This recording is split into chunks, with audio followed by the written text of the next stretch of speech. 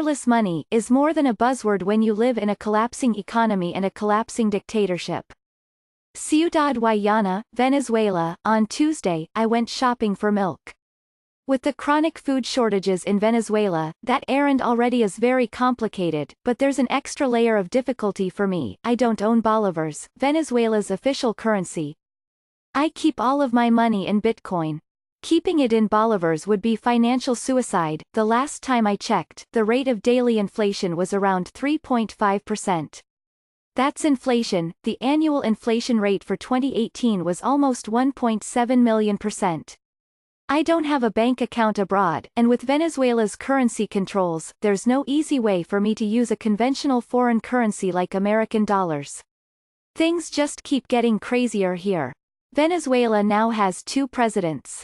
One of them, Nicolas Maduro, wants to take on the British billionaire Richard Branson in a competition of charity concerts. While we Venezuelans are going hungry, there have been violent standoffs over humanitarian aid piling up at the borders with Colombia and Brazil. And before I can buy milk, I need to convert bitcoins into bolivars. Actually, that part is easier than you might think. I go through the listings on localbitcoins.com, the exchange that most Venezuelans seem to use, looking for offers to buy my bitcoins from people who use the same bank I do. That way the wire transfer can go through immediately. Once I accept the offer, the bitcoins get deducted from my wallet and are held in escrow by the site. I send my banking information to the buyer and wait. After the buyer sends me the bolivars via wire transfer, I release the bitcoins from escrow and they are transferred to the buyer's Bitcoin wallet. We give each other a positive score, and that's it. The whole process takes about 10 minutes. Turns out, I'm not the only Venezuelan using cryptocurrencies. The local market for bitcoins broke a record on April 17, reaching $1 million worth on that day alone, Bloomberg reported. Venezuela has been ranking second worldwide in volume of activity on localbitcoins.com, after Russia.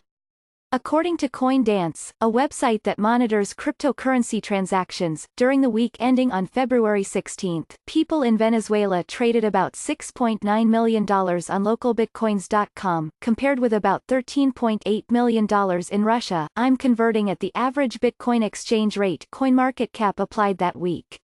That's saying something for a country in its fifth year of a recession, whose economy contracted by some 18% in 2018. I can't change too many bitcoins at once, though.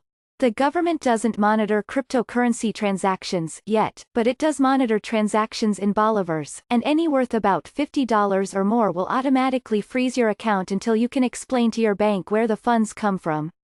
Still, you could say that cryptocurrencies have saved our family. I now cover our household's expenses on my own. My father is a government employee, in a printing department with no paper, and earns about $6 a month. My mother is a stay-at-home mom with no income. And cryptocurrencies helped my brother Juan, 28, escape Venezuela last summer. For years, he tried to make it as a lawyer here, but in times of hyperinflation, everyone is constantly getting poorer, including a lawyer's clients. Juan was earning so little that he was actually spending money to work buying stationery, taxi fare. Eventually he gave up. Early last year, he started doing graphic design and translations online. But most websites pay for freelance work through PayPal and the like, which we can't use because exchange controls here allow Venezuelan banks to use only local currency. For the outside world, even those of us who have bank accounts here are effectively unbanked, so Juan had to turn to cryptocurrencies to get paid.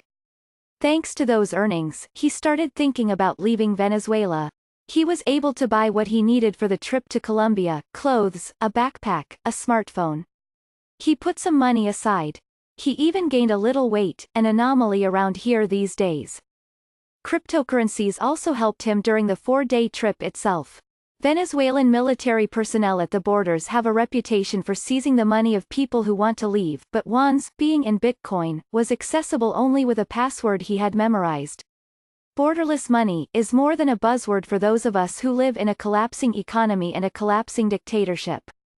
The plan was for him to send money home, through cryptocurrencies, after he earned enough.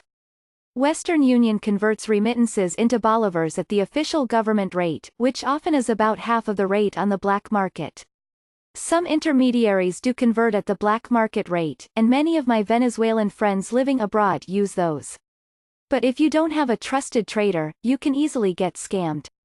And the government has been trying to shut down go-betweens like those for years, using Bitcoin as cheaper, faster and safer. We had it all figured out.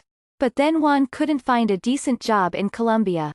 After 3 months he ran out of money, and I had to send him Bitcoins so that he could come back to Venezuela. And even cryptocurrencies can go only so far.